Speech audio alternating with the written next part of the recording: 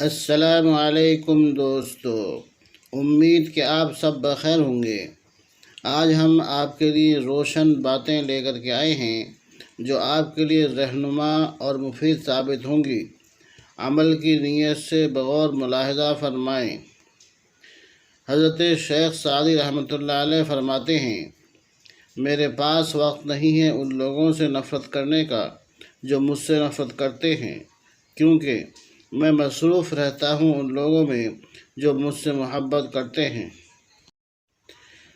جب آپ مجھ میں کوئی عیب دیکھو تو مجھ سے کہو، کسی اور سے نہیں، کیونکہ اس عیب کو مجھے ہی بدلنا ہے، کسی اور کو نہیں۔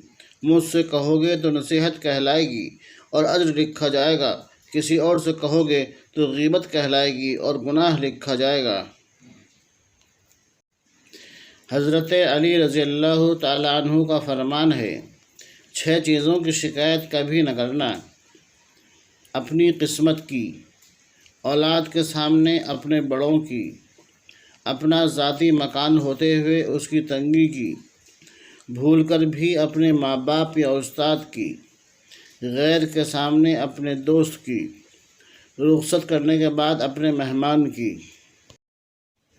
حضرت علی رضی اللہ تعالیٰ عنہ کا فرمان ہے، دوست کی کوئی بات بری لگے تو خاموش ہو جاؤ، اگر وہ دوست ہے تو سمجھ جائے گا، اگر وہ نہ سمجھے تو تم سمجھ جانا کہ وہ تمہارا دوست نہیں ہے۔ حضرت مجاہد رحمۃ اللہ علیہ نے ارشاد فرمایا، جو آدمی صبح شام توبہ نہ کرے وہ ظالم شمار کیا جائے گا، اور جس نے ندامت اختیار کی اس نے توبہ کر لی، اور جس نے توبہ کی اس نے رجوع کر لیا۔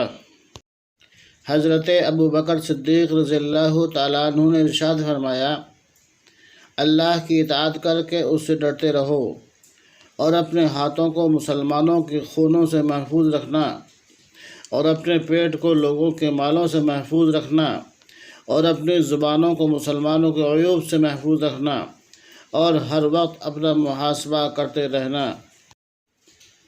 امام ابن جوزی رحمۃ اللہ علیہ نے ارشاد فرمایا، اللہ کو وہ دو جو وہ پسند کرتا ہے تو وہ تمہیں تمہاری پسند عطا کرے گا۔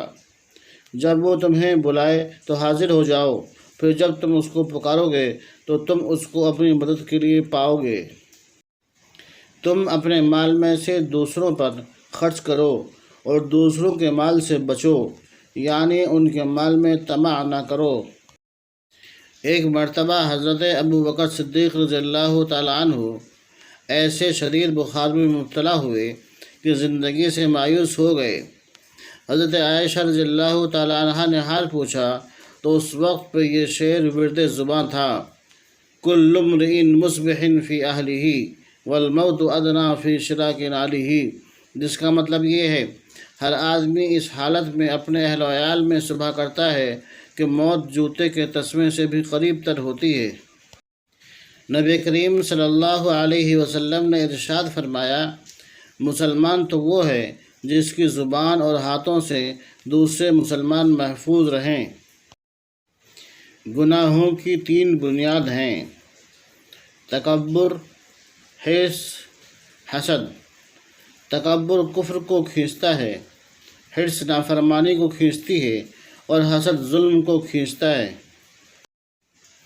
جس نے کسی کو اکیلے میں نصیحت کی اس نے اس کی زندگی سنوار دی، اور جس نے سب کے سامنے کسی کو نصیحت کی اس نے اس کی زندگی بگاڑ دی۔ دوستو، اگر آپ کو ہماری یہ کاوش اچھی لگی ہو تو ہمارے چینل کو سبسکرائب، ویڈیو کو لائک اور شیئر کریں۔ اپنا بہت سا خیال رکھیے گا، پھر کسی ایسی ہی ویڈیو کے ساتھ ملتے ہیں۔ جزاکم اللہ، والسلام علیکم ورحمۃ اللہ وبرکاتہ۔